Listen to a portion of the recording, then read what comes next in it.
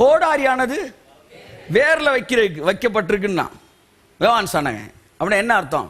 ஏசுனார் வந்து உங்களை எல்லாம் வெட்டி போட வரான்னு சொன்னானா? இல்ல. என்ன சொன்னா, நீ எதை நம்பிக்கையா நினைச்சுக்கிட்டு இருக்கியோ, உன் உபவாசம், உன் ஜபம், சுயதியாகம் என்கிற வேற எல்லாம் காலி பண்றதுக்கு ஒருத்தர் கோடாரியோட கையத்தட்டு.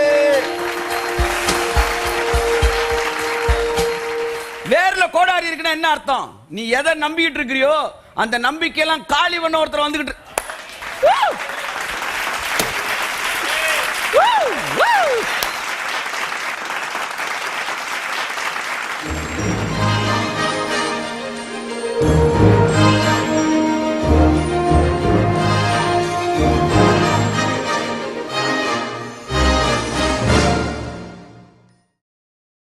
ஒரு மரத்துக்கு அஸ்திபாரம் என்ன சொல்லுங்க பாப்போம்?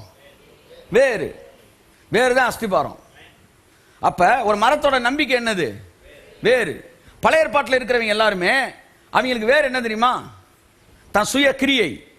இதை செஞ்சா எனக்கு தேவனுக்கு தருவார் நம்பினான். அதான் அவனோட நம்பிக்கை, அதான் அவனுடைய வேறு. அதான் யோவான் சாணன் வந்தவன சொன்னா, இதோ மேசியா வருகிறார், கோடாரி வேர்கள் அருகே வைக்கும். கையை தட்டு, புரிஞ்ச மட்டும் கை தட்டு. ஹல்லேலூயா. வேர்ல கோடாரி இருக்குன்னா என்ன அர்த்தம்? நீ எதை நம்பிக்கிட்டு இருக்கிறியோ அந்த நம்பிக்கையெல்லாம் காலி பண்ண ஒருத்தர் வந்துகிட்டு.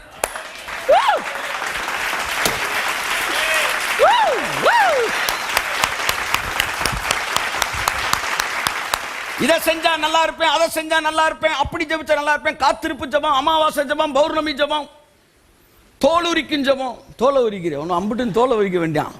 சுயத்தை தோல் உரியும்ன்றாங்க. தோலை உரிச்சா உள்ள கத்தியை போட்டு தான் உரிக்கணும். தோலை பழைய கேரக்டரை மாத்திரைக்கு தோல் உரிக்கணும் ஜெபம் பண்றான்.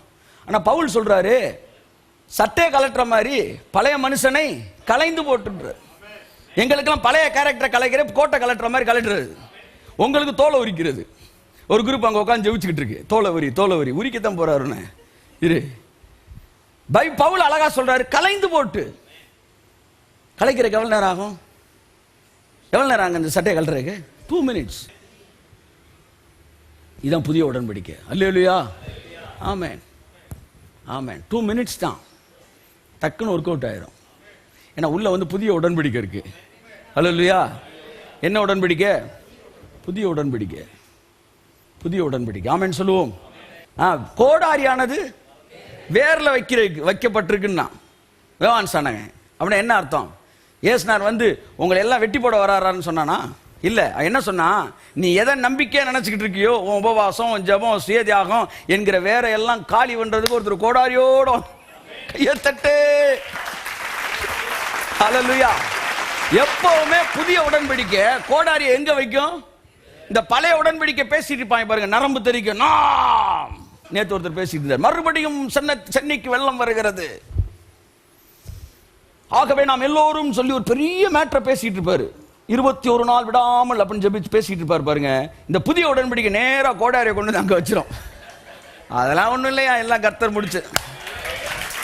என்ன நீங்க கோடாரியை கொண்டு மெயினான இடத்துல வேர்ல வச்சிருவோம் கோடாரிய. ஏயா 200 CD போட்டிருக்கிறேன் பழைய உடன்படிக்கையில, நானே கோடாரியை கொண்டு வேர்ல வச்சுட்டாரு. வச்சுட்டு 200 CD தூக்கி 200 CD போட்டிருக்கேன். நான் சொல்றேன், அடுத்த டிஸ்ட்ரிக்ட் கூட என் பேர் தெரியாது. இப்போ ஒரு CD கூட ரிலீஸ் ஆகல, இன்னும் ஒரு CD ரிலீஸ் ஆகல. உலகத்தில் குறைந்தபட்சம் 20 நாடுகளுக்கு நம்முடைய செய்திகள் கடன் செஞ்சுக்கிட்டு இருக்கு தினந்தோறும். எவ்வளவு நல்ல தேவன்.